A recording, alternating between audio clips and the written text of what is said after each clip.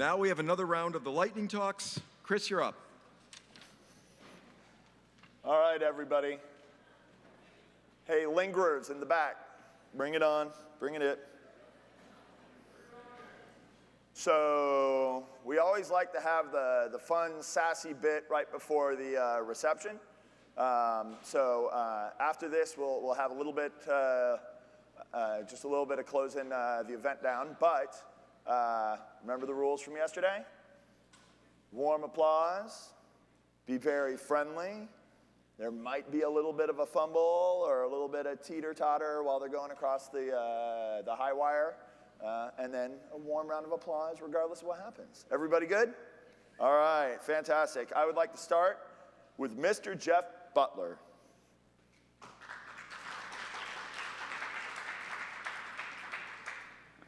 Thank you, everyone, for sticking around. I'd like to tell you how we think about boundaries in Mapbox. But first, I want to tell you a little bit about Mapbox if you don't know. There's a great primer on OpenStreetMap before, and you can think of Mapbox as basically OpenStreetMap on steroids. When it comes to basically maps and designing and styling, when it comes to search or geocoding capabilities or navigation and logistics, and now we're adding a data component on top of the map that's served through a number of technology platforms. And what's great is that the customer base is extremely varied that uses Mapbox, as you can see here.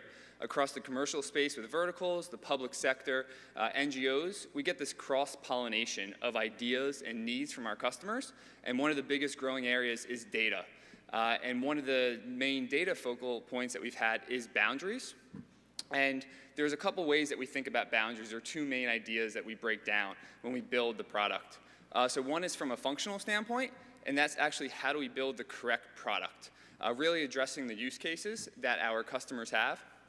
And the second is from the technology standpoint, and how do we build the product correctly so it can scale for the diverse base of users that we have. Focusing on the functional standpoint for a second, the way that we found most successful to build the correct product is actually getting on the ground with our users and really understanding their pain points and being empathetic towards them. So you can see some different verticals that we focus on here and the different knowledge that we get and how we build a scalable product. From a technology standpoint, you'll see a map pop up here in a second. This is basically rendered from vector tiles, and vector tiles, for anybody that doesn't know, is really the bread and butter of Mapbox. And it allows us to basically render tremendous amounts of data and information at an extremely high pace and speed. So this will start to animate here in a second, and what you'll see is that as we zoom in, there's millions of polygons on this on the map of boundaries, and they're simplified at each zoom level. So the precision will change based on how you view your map, which is really a personalized experience for what you want to accomplish. In addition to that visual component, the boundaries themselves, you actually need metadata to make them valuable and to have them joined to your data. So for us, we have about 20 different metadata components with our product. This can range from things like Wikidata IDs, local translations, even different things like nesting hierarchies and how the boundaries relate to other boundaries in other areas. I want to put this in context of one of our recent customers, and this is Yahoo Japan specifically, and they revamped their maps this year, and it was powered by Mapbox. I'm showing this image because I love this image, and specifically the image on the left here for you, in that you'll see the actual train station, the purple tunnels underneath the train station. They require an immense amount of precision in their maps, not only with the POIs and the structures, but also with the boundaries. Right? They have a certain way that they want the map to be viewed to all of their users, and this comes down to localized views and worldviews. This is familiar to us. We had a Chinese version, an Indian version, and a de facto, say, international worldview, but it wasn't scalable. And we're not in the business of setting boundaries. We're in the business of curating and sending boundaries out to people and giving them the ability to personalize them. So we really built a scalable infrastructure where we're going to expand on this throughout the next few years. Here you can see points on a map and how, depending on the worldview, they're actually in different countries, along with the disputes table to give you information about why there's actually differences. And this all leads into a difference between what we've talked about a lot in this conference is the difference between land and sea. Some of the boundaries that we curate, the boundaries actually just split the water at the center point. We actually take all the boundaries and we develop coastline boundaries to differentiate between land and sea. And that's important when we expand our product in this sense to be land, sea, and then also air boundaries. And this transfers into the segment of 3D, which you'll see in animation here in a second, or zoom in on Japan specifically and what Yahoo wanted to see. This is a 2D rendering of what you'll see as land, maritime, and then their sea component in the dotted red line there. But when you put this in a map and you start to get contours and elevation and tilt, this makes much more sense, as you'll see right here. And what's really exciting is when you can put boundaries in this context of technology and the rendering in this space. So you'll see a red boundary line put on this map in a second, and that allows you to take the natural world, as we talked about today, and layer in a 3D context instead of just living on a 2D map with different shading. You can see you can add areas or components to the built environment in terms of building structures, and the level of detail that we've achieved in some of the natural valleys is pretty awesome. I wanted to end with this slide. Mapbox obviously lives in the geospatial technology world, but we really feel that has an intimate connection to all the themes at that conference. And basically, we want to thank you for being here, and Mapbox is free to use for everybody, so please start mapping with it, and happy mapping. Thank you.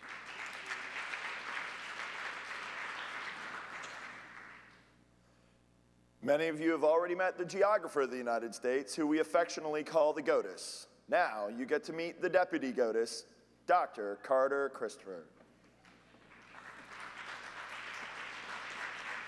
Very kind of you, Chris. So hi, I'm Carter Christopher. I'm going to talk to you this afternoon a little bit about what I see as the challenges and opportunities of the 21st century geographer. Before we do that, I'd like to first get into, or do a little revisit of, if the slide changes, the definition of geography. So, if you ask 10 people what the definition of geography is, you'll get 10 different answers. It's pretty hard to discretely define our discipline because it's so interdisciplinary and it cuts across so many aspects of society and culture and the environment. The National Research Council defined it as the study of human society and the environment through perspectives of place, space, and scale, which I really like. But I thought apropos to this conference, there's a quote from an article in 1919 by Nevin Fenneman that says the aerial units are the definition of geography. And so in that article published 100 years ago, Fenneman defined the extensive geography as it relates to other disciplines, and he carved out some borders for geography. So relative to the boundaries of geography, I think that geography is being disrupted significantly. There are 5 disruptors. There is climate change, there is human mobility and urbanization, there's geospatial technologies or societal technologies, and there is data and analytics. Climate change, de facto place is changing. Equatorial regions are moving, equatorial climate regions are moving away from those regions, and I'm just going to skip to the next slide because I don't think we're moving. Societal technologies, I'll sum this up in 2 ways. Connectivity and connectedness. The entire world will be connected to the internet. The entire world will have the ability to be connected. What we don't understand are the impacts of this on culture and place and communities and how those boundaries are derived, and whether when the virtual fabric overlays our physical fabric, whether we have the same understanding of the geography of the world. All those sensors and all those technologies are going to be creating massive amounts and using massive amounts of data, and we're going to have the ability to sense everything on the world. We're going to need all kinds of advanced, and to use the buzzword, artificial intelligence analytics to make sense of all that. And what that's going to necessitate is a shift to much more advanced geospatial technologies. We've spent 50,000 years with the 2D map. It's time to move into 3D and 4D and 5D because it's the only way we're going to understand the complexity of the world, and it's the only way we're going to be able to communicate that complexity to the decision makers and policymakers in the world. What this is ultimately going to allow us to do is move from a discrete understanding of the planet that's based on borders and data collected within boundaries to a more continuous surface of understanding of the world where every human and everything is sensing things about the atmosphere and the biosphere and the human landscape. And to return to the circumference of geography, I see a 21st century circumference of geography that isn't carved out around borders of subdisciplines of geography, but is a spectrum of interdependence between 3 primary pillars: physical geography, biogeography, and human geography. And I'll button up there. Thank you.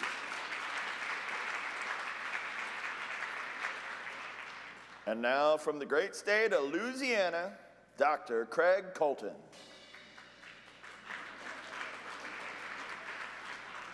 I couldn't resist the symbol back there.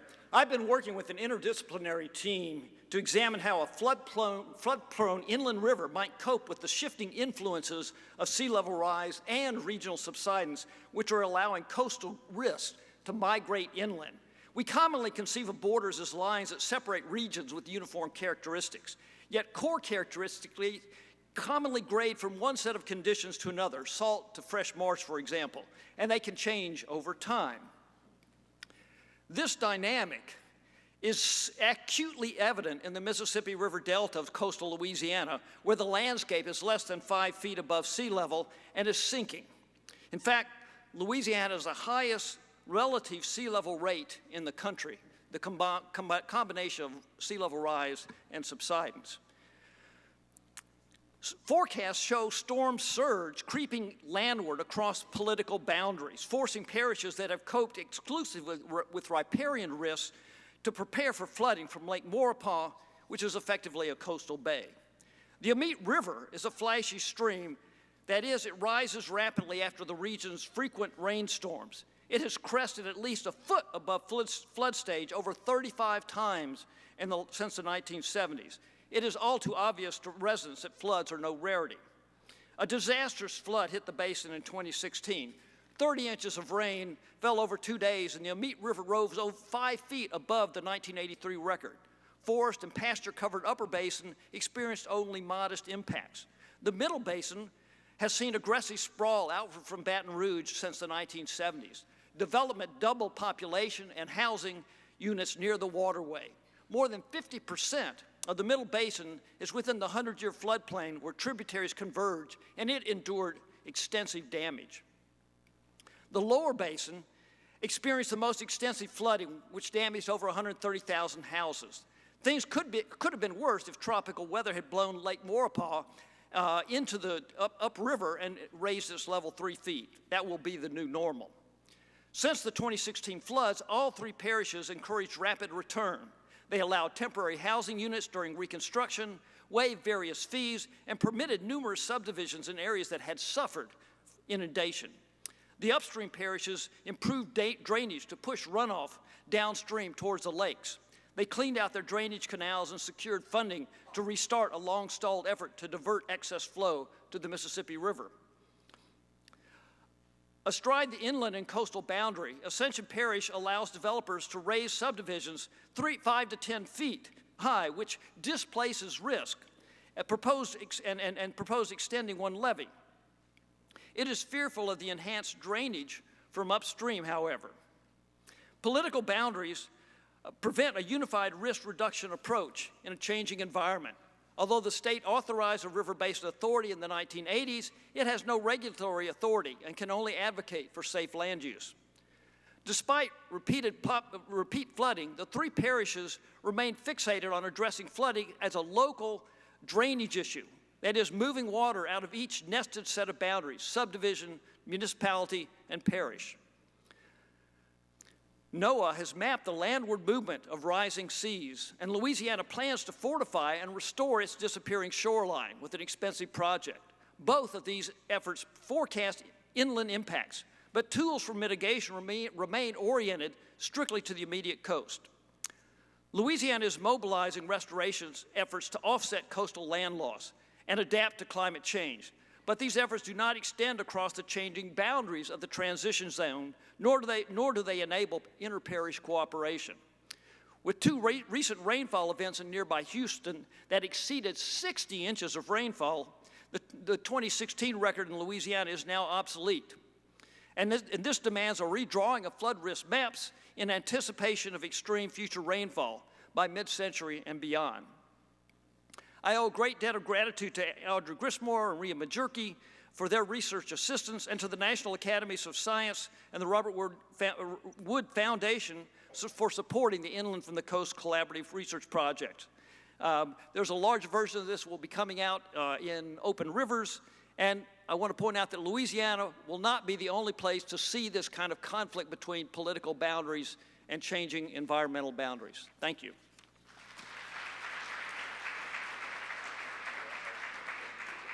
And now for Sexy Tech CEO and stalwart AGS sponsor, Mr. Steve Gillotte. Thanks, Chris.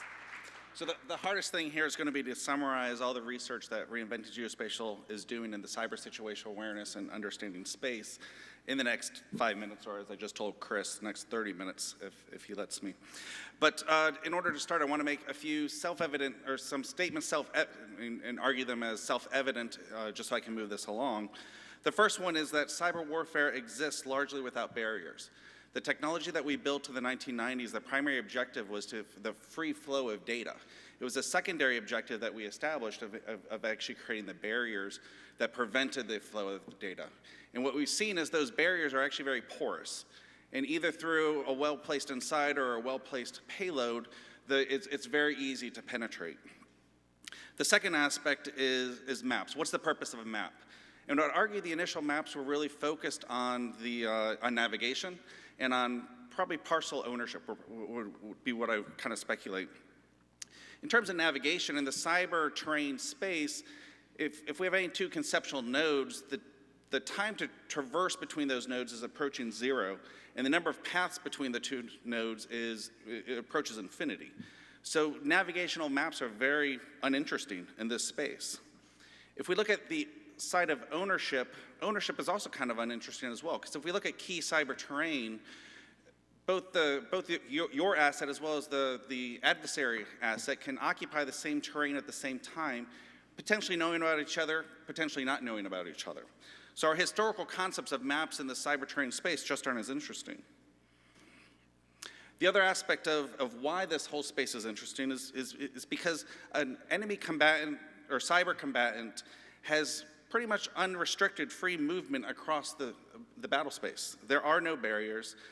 They can be anywhere, any place, more or less at any time. If we look at some examples in open media, it's the overplayed or over-talked about the Russians' use of both Twitter and Facebook. What's so interesting about that is there was no barriers that they had to penetrate. We could argue is this cyber warfare, is just information warfare, but that's like arguing is it artillery, is it battle damage assessment? They really go hand in hand. But they used the technology as it was designed to have the influence on the population that they wanted to have. We can also look at the Chinese in hacking OMB and stealing all of our security data on our personnel. And that just demonstrates, again, how easy and how porous the barriers in this domain actually are. So today, cyber warfare is really a strategic asset, just like the UAVs were in the late 1990s. But tomorrow, the tactical commander is going to need to use these techniques as well as all the multi-domain in order to complete a holistic operation. So the question becomes is how do we scale these cyber operations and cyber techniques that we have from the strategic level down to the tactical commander, where he or she might not be as versed in technology as we are at Fort Gordon and some of the other hotspots. So the question becomes, how do we enable the commander to visualize the options that he or she has?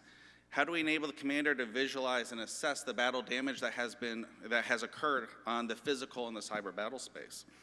And then finally, how does the commander and his or her team weigh the various courses of action, both pre-operation as well as during the very fast and high dynamic aspect of the actual operation? How do we adapt in near real time to what the enemy is doing against us? So in our research, Reinventing Geospatial believes that really the multi-domain SASU, the communication aspect can be solved using geospatial technologies. But it's not how I started the conversation in terms of navigation, and it's not about ownership. It's not those traditional maps that we've always used in the past. What it's more about is how do you map out the commander's intent? How do you map out the impact that the commander is intending to have on a population being either civil or from an information or from a military perspective? You know, as Director Sharp said yesterday, everything of interest happens somewhere in some time, and that exists within the cyber domain as well. And it's our belief that we are able to take all these multi-domains and use geospatial as that common language between these domains to adequately communicate the commander's intent and the effects-based warfare. So that's it. Thanks.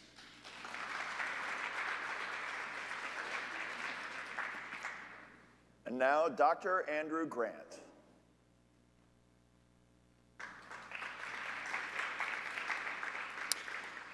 Hello, everyone. It's great to be here. My first time at the AGS Geography 2050. I'm going to be talking about the Sino-Kazakh border in Inter-Asia during the time of the Chinese Belt and Road Initiative, which is China's global and regional developmental project. I wanted to talk about a tension between a borderless world, potentially, and actual borders, looking at the case of Kazakhs who are attracted to China through China's BRI, people-to-people programs, and as well as some of the tensions coming from the current things going on in Xinjiang. So this is the sort of map that's really common today coming out of China and other organizations showing an almost borderless world for economic mobility and cultural mobility. This is another map that's popular today within China that sort of blurs here. You see there's no, the border between Nepal and China is de-emphasized, and there's sort of this idea of freedom of mobility and having fun in these bordered areas. However, beyond that layer, there's also a history of borders, and in Eurasia, hardened borders, such as the border between, this is just depicting the USSR and China, which starting in the late 19th century, but into the 20th century was often a place where refugees were fleeing across during collectivization. But under the Belt and Road Initiative, there's now a dry port that's being built along the border between China and Kazakhstan, which you can see here on both sides of the border. And if you go there today, you'll find people that are traveling there to do things like to go shopping, to have a good time, to take buses to this border zone, to find goods that can be purchased relatively cheaply. This is an image from the Chinese side of the border showing Han Chinese tourists and shoppers that are going there taking photo in front of the border zone. You can buy ice cream. There were some sort of Cinderella-y looking horse carriages that you could have photos taken with. But then within the, that cooperation center that I had showed before, you have images like this, which is a cultural exchange center built on the Chinese side, which it's sort of reminiscent of the Shanghai Expo building from 2010, and has this sort of, I would argue, big soft power dimension. It's spectacular. It's promoting China as being a win-win development, a good neighbor. But and this is sort of set up sort of a, I'm not sure if I'd call it a competition, but sort of competing images of horizons of the future. So I was talking to Kazakh students who were studying in Lanzhou in China, who had wanted to get cultural skills there so that they could have businesses that brought goods between China and Kazakhstan. This is just a photo taken of the Astana Expo, now Nur Sultan Expo, in 2017, where China's advertising its version of the world-class city, and the domestic audience of Kazakhstan is looking at it. Here we can see some images related to the maritime fleet of Zhenghe, which is promoted as part of China's Silk Road mythology. So while this is the sort of spectacle of China that's being advertised, drawing from its past to show a future, within Kazakhstan there's also other competing visions of the future as well. Also around this idea of the world-class city, this is also an image taken at that expo that's advertising sort of perhaps a Kazakh vision of the future. And this also ties into issues of historically, when the border was very hard during the Soviet Union, during the Soviet period, sort of ideas about the modernity in the Soviet Union being more advanced than that of China. So I would find that amongst people I'd be talking to who were Kazakhs living in China, there was often an idea that the Chinese city was dirty, it was a bit backwards, there was apprehensions about it, even Islam there sort of being cast as impure. But this would lead one to believe that perhaps China's soft power project wasn't working, but on the other hand, I would find that amongst my Kazakh friends who had been there for quite a while, there was some effort that they did feel increasingly comfortable there. They were imagining having futures there. And they were quite dismayed in the summer of 2017 with the when the border, as you've probably heard, going on in Xinjiang, the issues with the prison camps and everything, and there were detentions of Kazakhs who were trying to cross the border, and this was sort of apprehensions that were occurring about whether they would be able to have this sort of future across the border. So to me, this leads to the argument that it's counterproductive for China to, they're reactivating the hard border in a time when they're also promoting this borderless vision. And so rather than moving from one to the other, there's sort of a continual complication of this. Thank you.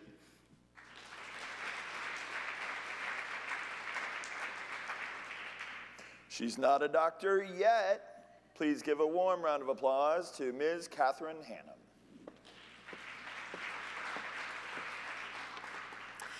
Thank you. In this talk, I'll be discussing some of the ways in which the city of Buenos Aires is trying to position itself as an inclusive and diverse city on the global stage, and ultimately the shortfalls of these policy applications. Argentina has until recently been considered a country with liberal immigration policies. In 2017, the president issued a decree calling for the restriction of immigration and an expedited exportation system. Almost half of all Argentinians live in the capital of Buenos Aires, which is comprised of mostly European descendants. But the city is still the primary destination for immigrants today, who mostly hail from other Latin American countries such as Venezuela, Bolivia, and Peru. While interviewing Horacio Garcia, the National Director of Immigration, he indicated that immigration is not a problem per se, but that immigrants need to begin to settle somewhere outside of the city.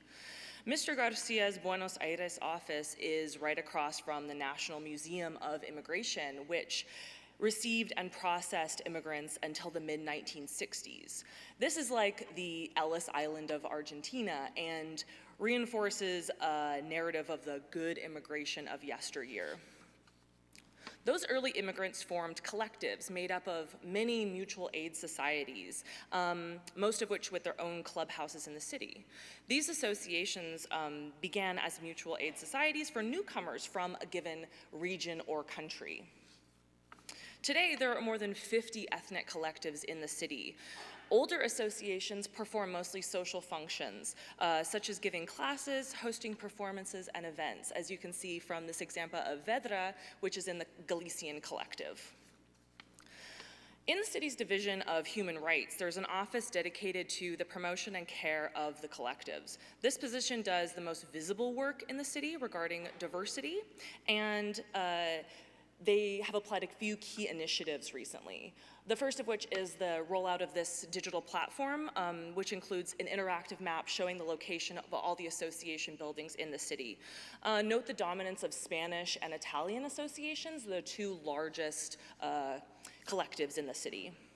These photos are from the unveiling of that platform, attended by collective leaders at the gastronomic patio of the collectives, which is a newer space in the city where each collective is able to sell their ethnic foods. Importantly, the older collectives in the city still own prominent buildings in some of the city's oldest neighborhoods. The Office of Collectives has prioritized the protection of these buildings. And here we can see examples from the Greek, Galician, Catalonian, and Basque collectives. This next quote speaks to the benefit of having a physical building.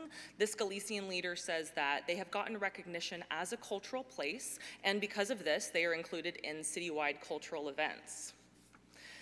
Most of these buildings boast theaters, libraries, dining halls, and sporting pitches, such as this example from Casa de Galicia. Many are able also to rent out spaces to finance programs and just general upkeep. The biggest project for the Office of Collectives is the Buenos Aires Celebrate series, which you can see examples of here from the Spanish Day and the Colombian Day, which this series is dedicated to each collective getting one day to celebrate their own culture in the heart of the city. These festivals are massive undertakings, which the organization of which is left up to the collectives themselves. But this is the program that my interviewees spoke about the most and with the most positivity. This president of a Greek association is proud of their role in the genesis of the festival, saying that it was the idea of the Greek collective and that it snowballed from there. Despite the actions the city has taken recently to boost the visibility of cultural diversity, newer immigrant groups may be left out of the narrative and not able to benefit as fully due to the inherent European dominance of the collective structure in the city. This Venezuelan leader says that the main difference between them and older collectives is organization. He says the Italian collective has 70 associations, and he says we have 2 and no physical building. This leader of the Galician Federation empathizes, saying if you are a recent migrant, you are thinking about survival, practical things, as our grandparents did. He says there is a big benefit in the fact that we are settled. Ultimately, Buenos Aires is trying to project an inclusive identity, which is opposed to that of the state, but because these policies depend on the existing organizational structure of the collectives, it inherently favors older, more settled groups, and thus is an exclusive inclusivity. Thank you.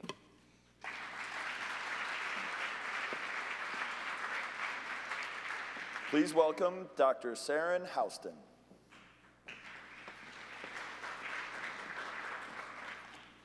Hello, my name is Sarin Houston, and I'm a faculty member in Geography and International Relations at Mount Holyoke College. In this lightning presentation, I will discuss the concept of immigrant sanctuary in the United States to make 2 related points. First, that sanctuary is a process rather than a place designation, and second, that sanctuary contributes to localized bordering, which can, in turn, expand experiences of belonging for citizens and non-citizens alike. With bordering, I am referring to the processes and practices of legislating boundaries around what is permissible or not in a place.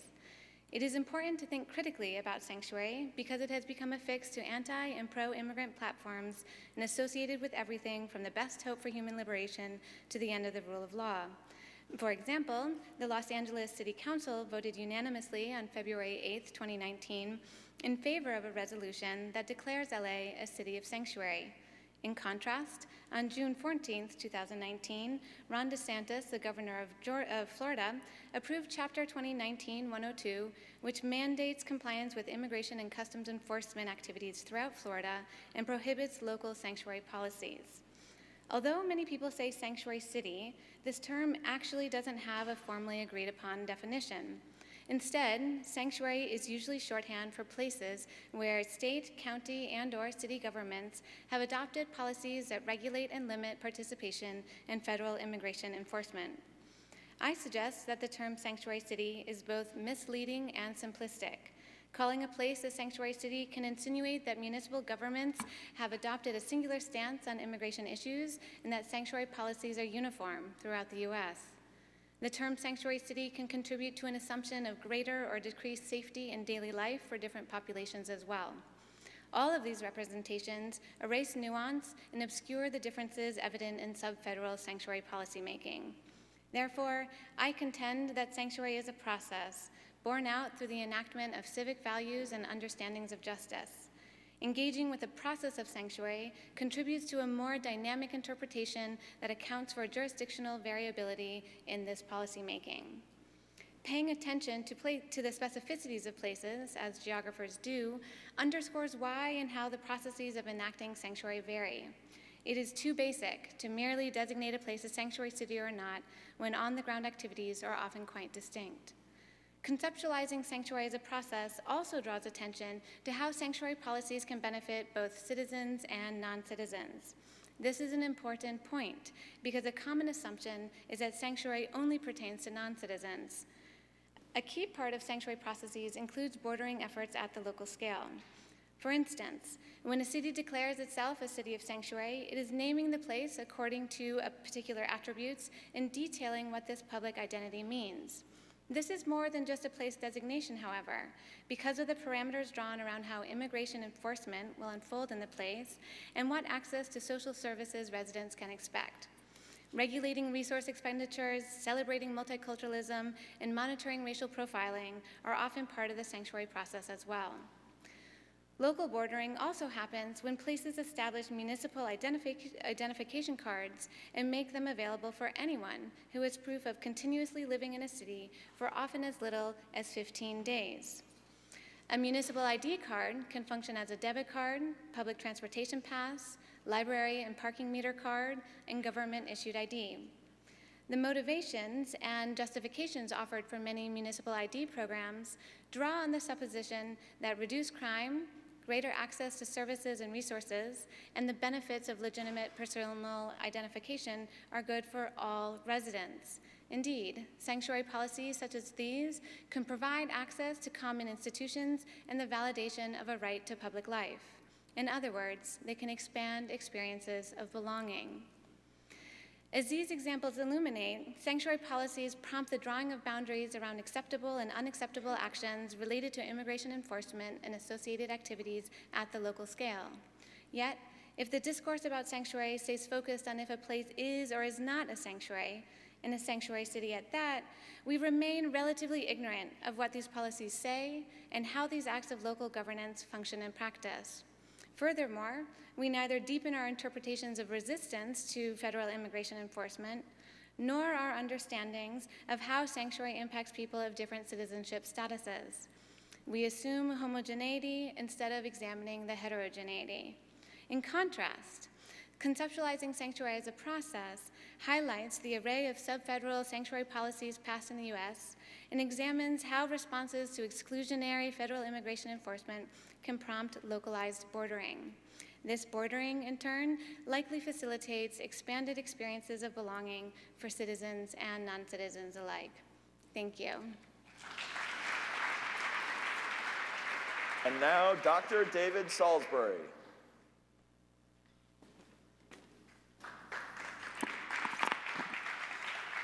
Thank you. It's a pleasure to be here. This talk introduces the Amazon and a portion of the Amazon borderlands in a world where human impact on the planet will have had an outsized impact for 100 years, the start of the Anthropocene era by 2050.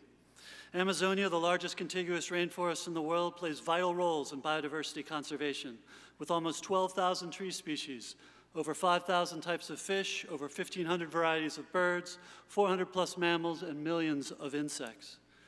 The Amazon basin is roughly 7 million kilometers squared in size, with the Amazon rainforest reaching 8.5 kilometers squared, equivalent to the 6th largest country in the world. The Amazon River is the largest, most powerful river in the world, carrying 16% of the fresh water that runs into the oceans each year. 7 trillion tons of water evaporates from the forest, with 25 to 50% of that coming back as rainfall. Water does not just flow along rivers in the Amazon. As rainfall is recycled across the rainforest and international borders, forest cover changes in eastern Amazonia has impacts on rainfall throughout the basin as well as across the continent. 86 to 120 metric tons of carbon is stored, million metric tons of carbon is stored in Amazonia. Much of that carbon is threatened by deforestation related to roads, cattle ranching, and large-scale agriculture. Deforestation and climate change has moved Amazonia from sink to source. The carbon and water housed in Amazonian forests and rivers is claimed by the 9 countries that make up Amazonia. Together, these countries share over 12,000 kilometers of Amazonian borders, roughly 4 times the length of the US-Mexico border. Some 45 million people live in Amazonia, mostly in cities and large towns. Growing cities mean an increasing ecological footprint, but much land cover change in Amazonia results from global demands for Amazonian products such as beef in Europe and soybeans in China. The urban present mirrors the pre-Columbian past, where archaeological and geographic research of anthropogenic soils, earthworks, and settlements increasingly shows an Amazonia settled by millions of people in relatively dense clusters near rivers. Then, 8 to 10 million strong, the Amazon's indigenous people now only number in the hundreds of thousands. The almost 400 cultures include about 100 different groups called indigenous people in voluntary isolation and initial contact who continue to avoid our globalized society, often in the Amazon borderlands. Our map of the Amazon borderlands shows them to be a refuge of cultural diversity. mainly represented by indigenous groups who sought escape from slavery, debt peonage, and disease brought by outsiders. This map shows 46% of the Amazonia to be covered by indigenous territories in orange and natural protected areas in green. This is an area larger than the country of India. The Amazon borderlands holds a disproportionate share of both indigenous territories and natural protected areas, which are the most effective barrier to deforestation and fires in Amazonia. This map shows fire detections in August 2019. Fire clearly follows roads and existing deforestation, while the remote borderlands have less fire impacts. Climate and deforestation combined could cause a decline of up to 58% in Amazon tree species richness, depending on improved governance or business as usual scenarios. These changes could render the Amazon rainforest a savanna. Climate change and deforestation will also have significant impacts on agricultural productivity, where much of the Brazilian Amazon's agricultural output will drop by over a third. This summer, GIS professionals from 18 organizations in Brazil and Peru joined me to map the borderlands between Acre, Brazil, and Ucayali and Madre de Dios, Peru. The border is rich in indigenous territories in orange and natural protected areas in green. However, this is an area also threatened by deforestation, mining, transportation infrastructure, fire, and fossil fuel extraction. Not to mention increases in temperature, precipitation, dry season length, and dry season intensity.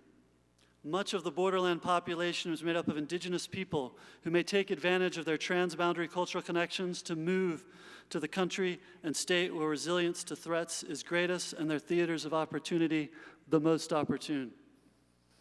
When given the opportunity, Amazon borderland residents share their field observations of the present and concerns about the future in USAID and NASA-funded workshops, as well as United Nations conferences that allow us to work towards a forested Amazonia in 2050. Thank you.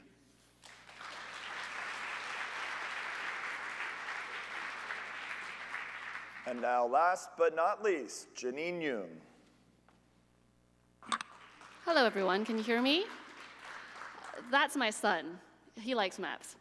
As you can see, in today's maps, national borders are a standard for creating an understanding of a place. But when governments are involved in influencing maps, we run into issues. One issue is bias. So how much we tend to overweight, how much data we have, or how familiar we are with the place. And in this 2013 feature in the Washington Post of 40 maps that explain the world, Central African countries are missing in over half of them. Bias can also manifest in border conflicts that have been really well discussed at this event. Over 102 yellow dots here represent ongoing border disputes today, and the red countries that are involved. And then there are attempts to bias which are more insidious. So in China, digital maps today are skewed by law for national and economic security reasons. So when you look at a map in China, every freeway or road or traffic sign is always slightly off its mark.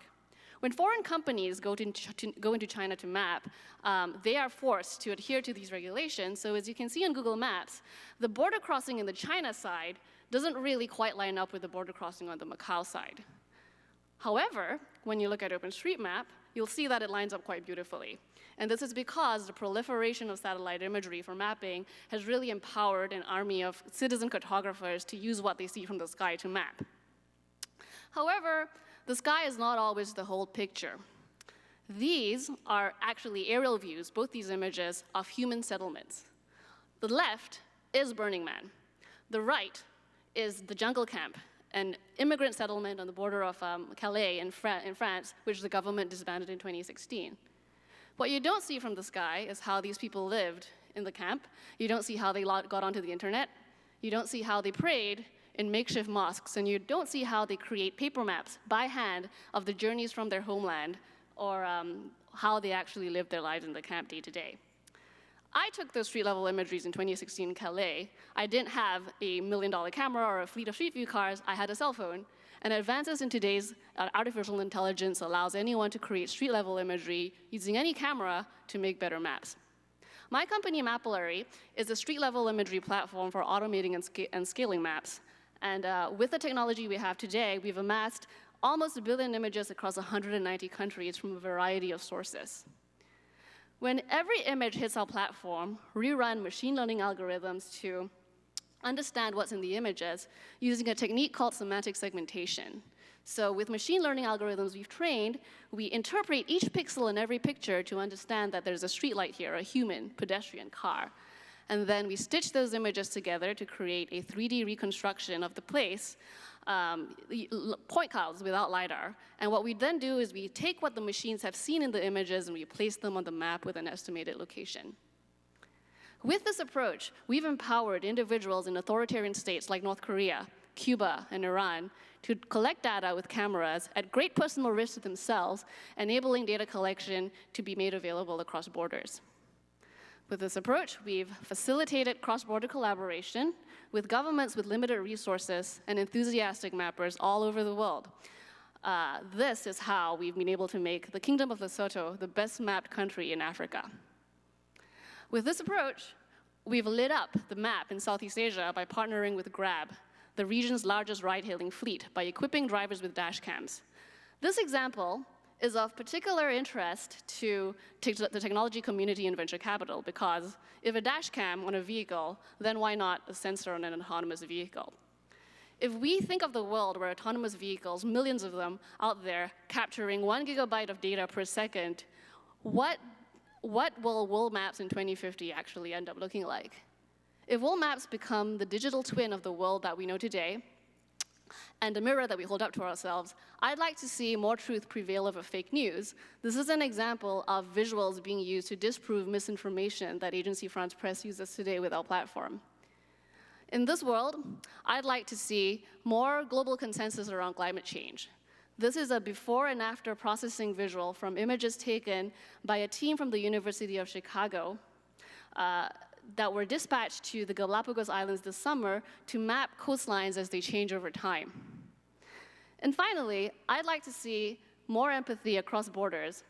This is a playset in the jungle camp, which I saw with my own human eyes, that a child was climbing on about the same age as my son.